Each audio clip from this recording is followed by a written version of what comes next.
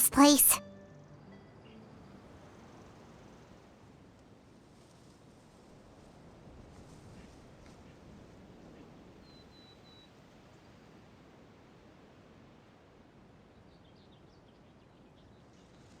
Somewhere long forgotten by everyone. It used to be a grand building. Now it's nothing more than a pile of rubble. No one comes here anymore, nor does anyone care about what once happened here. Although, this place does have something to do with the story I'm about to tell you. It was before I became a Harbinger, and before Linny and the others joined the House of the Hearth. Due to certain events, I first killed Clairvy and then her mother. And this is where it all happened. You were the one that killed Clairvy? Patience now. Allow me to explain Clairvy's side of the story first. I'll start from the beginning. Clairvy was 6 years old when she was brought by her mother, Crucibina, to live in the House of the Hearth. From the outside, it seemed like a fairy tale. A thriving family made up of kind adults and friendly children. Crucibina was the knave at that time, and the House of the Hearth was under her control. She was Clairvy's mother by blood, but she was also the mother to all the children in the house. Clairvy was happy here, for a time. But she quickly realized that being part of this family wasn't a fairy tale at all. It was a kind of purgatory. Purgatory? Exactly. The House of the Hearth takes in war orphans from all over Teyvat. But as for how to raise them, that depends entirely on the person in charge. Crucibina came up with a novel idea. She would teach the children to fight, force them to duel each other, and then crown as the king of the house the child who proved themselves most worthy of inheriting her title. It's difficult to estimate the number of children who died or were maimed in the process. There's little I can say about the ones who died. The ones that emerged with permanent injuries, on the other hand, well, they still served a purpose. They would be handed over to the doctor to be experimented on, or sent away on dangerous missions. Nothing more than tools to be used and then discarded. So those were the experiments Clairvy was talking about. But what actually happened to her? You said that Clairvy was Crucibina's daughter, so if Clairvy tried to convince her to stop what she was doing, Crucibina probably would have listened, right? Despite being Clairvy's mother, Crucibina cared little for her daughter. She forced Clairvy to join the House of the Hearth only as a means to demonstrate her own impartiality as a mother, to prove that she treated all her children equally. Clairvy did try to convince her mother to change her ways, but it was to no avail. After her efforts failed, the only other option was to rise up and try to fight back. Unfortunately, the other children had already been thoroughly indoctrinated into the illusion of happiness Crucibina had created. Of course, there was one exception. Someone Clairvy's age who knew the truth about the House of the Hearth. Her name was Peruere. Wait, the friend that Clairvy mentioned? Friend, huh? I suppose we can call her that for now. Clairvy was a cheerful and passionate person with a tenacious spirit. Peruere, on the other hand, was rather cold-blooded. Her cold-blooded nature allowed her to see through Crucibina's facade. Yet, it was also this cold-bloodedness that prevented her from acting against it. At least at first. While Clairvy longed for freedom, Peruere was convinced that, amid all the fighting and violence, she would make it until the end. Despite their differences, the two became fast friends, united by their knowledge of the truth. Clairvy told Peruere that she hoped to create a real family, where no one would be killed or sacrificed. There may have been a certain naivete to her ideas, but Clairvy proved her determination many times over. She tried countless times to run away, ask for help, or expose the truth. But her efforts only earned her beating after beating. The only thing that kept her going was her strength of will. Even with her body racked with pain, she would still stand on her tiptoes and open the window at night.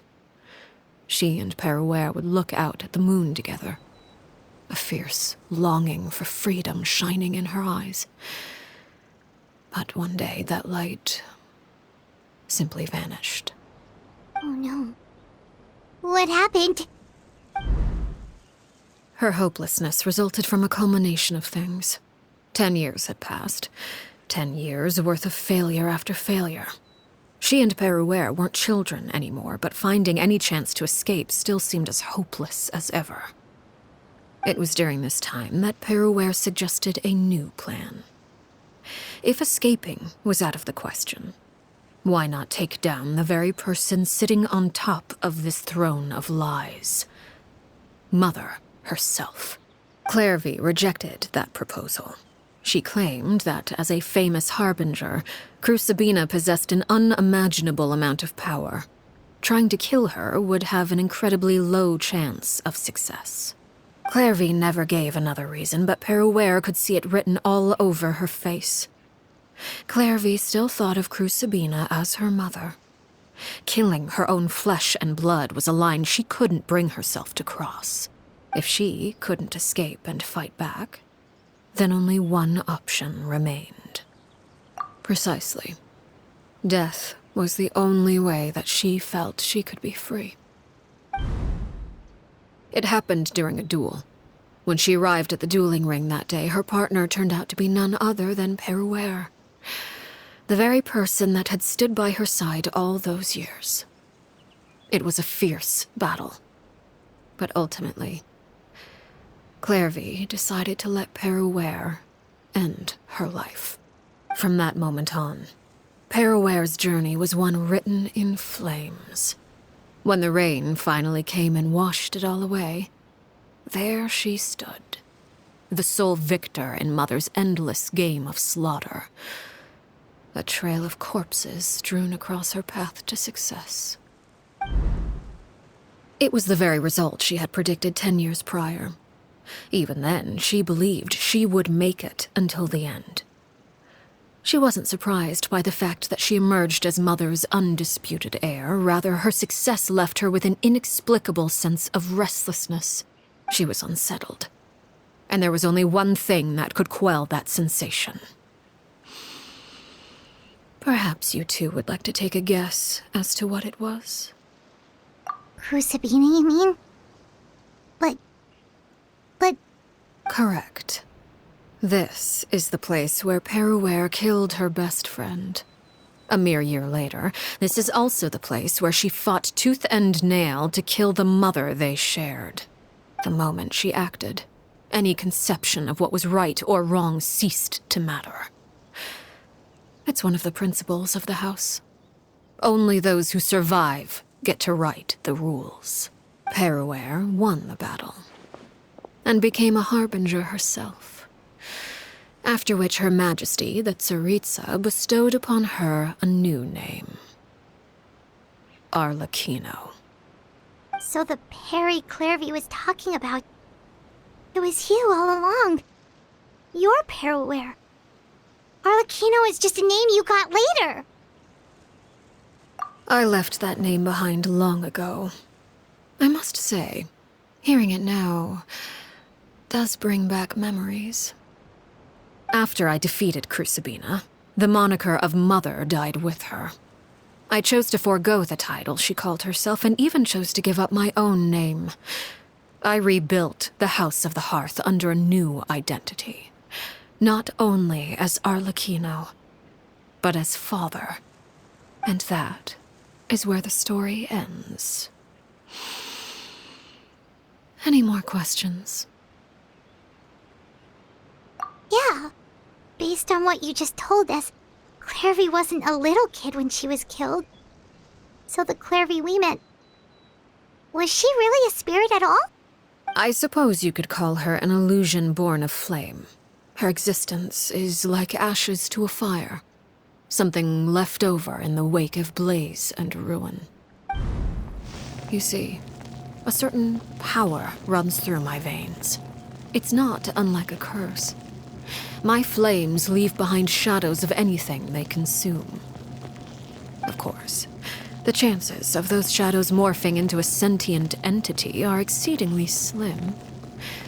Clairvy is a very special case. Clairvy died when she was 16 years old, but what emerged from the flames was her 6-year-old self. Her appearance wasn't the only thing affected. Most of her memories were lost to the blaze as well. Memory is a mysterious thing indeed. Losing a portion of your memories will alter your sense of self. Lose 10 years' worth, however, and it would be like living in the past. Like returning to a version of yourself that never grew up. No wonder Paimon got such a weird feeling when we were talking to her. Perhaps I should put it this way. Clairvy is someone trapped in time.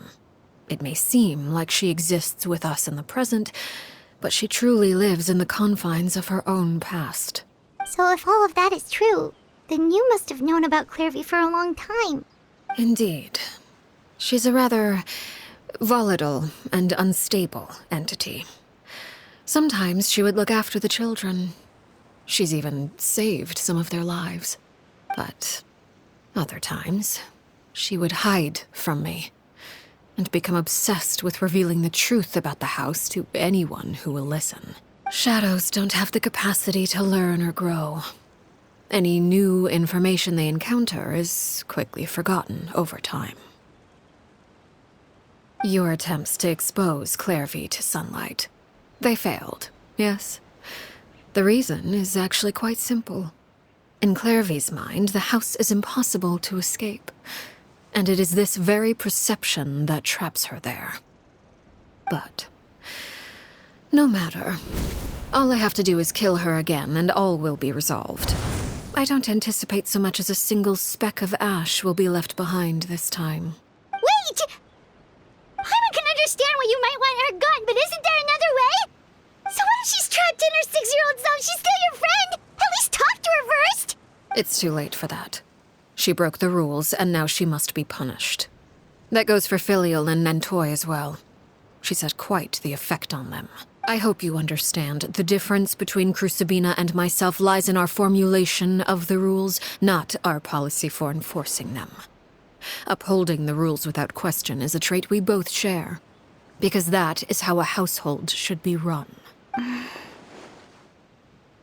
Is this really what you want to do? Whatever could you mean? Don't you want to say a proper goodbye at least? Whether as a killer or as a father, there are two things that must be avoided at all costs: anger and sorrow. Anger makes you impulsive. Sorrow causes you to waver. Well, it appears it's about time to proceed. Before we arrived, I told some of my well-behaved children to bring our troublemakers here by nightfall. I do believe I've kept my end of the deal. I give your friends quite a bit more time. As for what happens now, we'll just have to wait and see.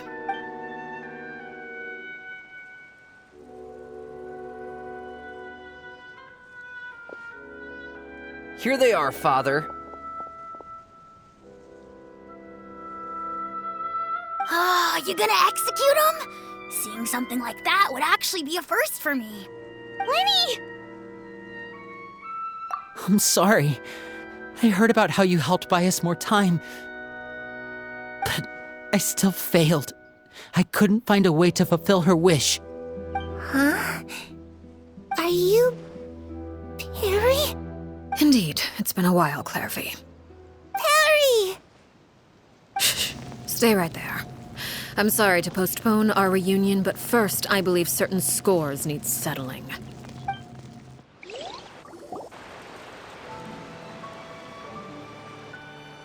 Father, let me explain.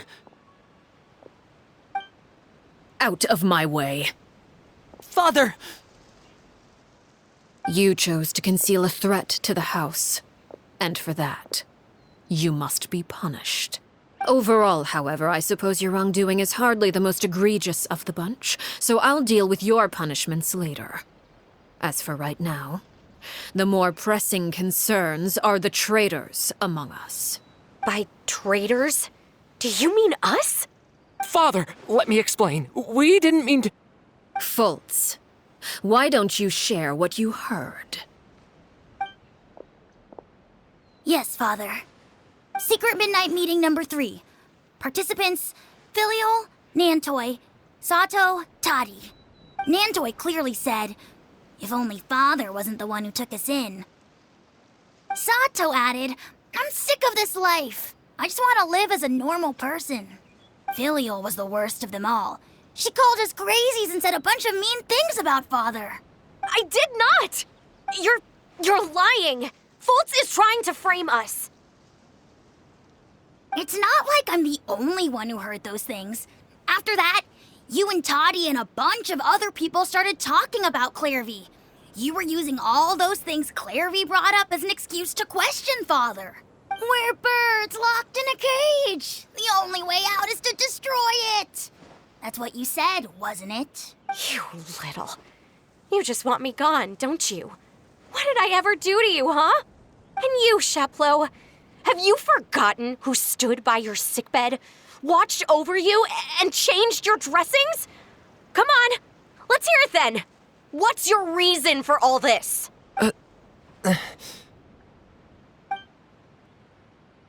You're wrong, Filial. We don't want you to die. You're our family. Liar. You wouldn't be doing this if that were the case. So why? Why have you backed us into a corner? We all live in the House of the Hearth. You know the type of work we do, Filial. A single betrayal can cost dozens of us our lives. It's not like it's never happened before. That kind of thing is hard to forget. That's why the House of the Hearth cannot tolerate any form of betrayal. Ever since we came to Poisson, you've had 7 secret meetings. A lot of the things you talked about really crossed the line. You've been spying on us for half a month? Wait a second. Now that I think about it, the move to Poisson was just a way to make it easier to spy on us, wasn't it? Because we were all in one place. You've had this planned all along. Filial, Nantoi, I'm sorry. I owe you both my life. I owe Clairvy too. If it weren't for all your help after I got poisoned, I wouldn't be standing here today.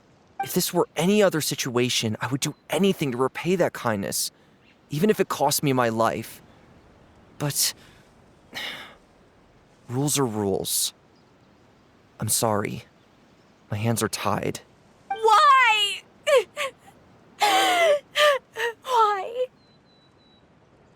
That's enough, Filial.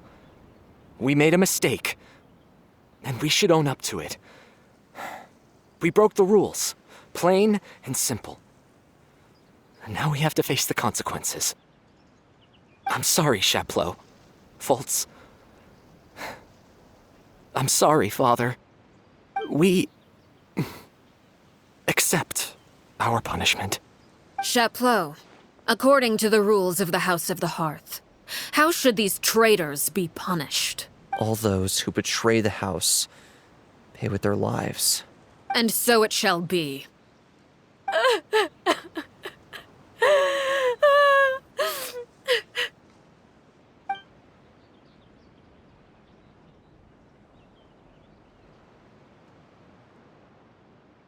Father, please wait! Something you want to say, Linny? Please reconsider, Father. What Filial and the others did, does it really count as betrayal? We all come from broken families. From the very first day we joined the House of the Hearth, we wanted nothing more than to make it a real home.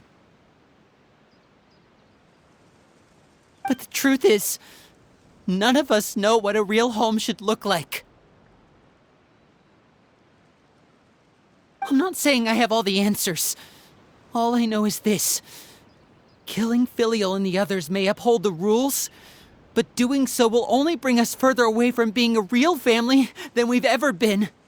So please, Father, please reconsider. I agree with Linny. Father, please. Linny, you... I also agree with Linny. An order once given cannot be rescinded. However, given the extent of your determination, I suppose we shall have to go about this a different way. Draw your weapons and face me. Our weapons? Father, are you referring to a duel? Precisely. The rules of the house will not be altered. Traitors must be punished. However, resolving disputes with a duel is also one of our rules, one that also applies to me. Demonstrate a sufficient showing of strength, and I shall offer a concession. Wait. Beat Father in a duel? Impossible. Father is way too strong, even for Linny.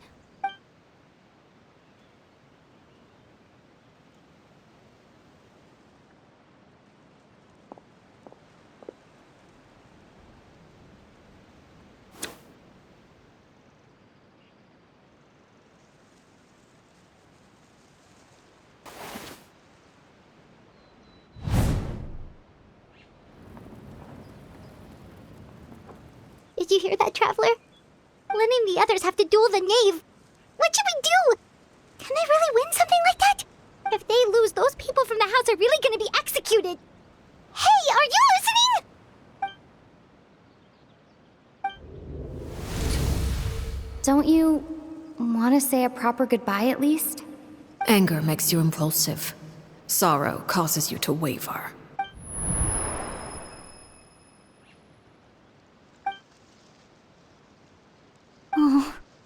Looking at that expression on her face, she seems really serious about this. Guess that means there's no chance she's throwing the duel on purpose, huh? When guests are around, families are often on their best behavior. And any disputes are less likely to escalate. When the time comes, make the choice that you deem most appropriate in the situation, and lend your help to the House of the Hearth. What's wrong, Traveler? Hey, where are you going? Traveler? You're asking to join the duel against the knave? I'll allow it. We do have a ready-made dueling ring at our disposal, after all. All I would advise is this. Keep a firm grasp on your weapon, and give it your all. Any less, and you may just lose your life.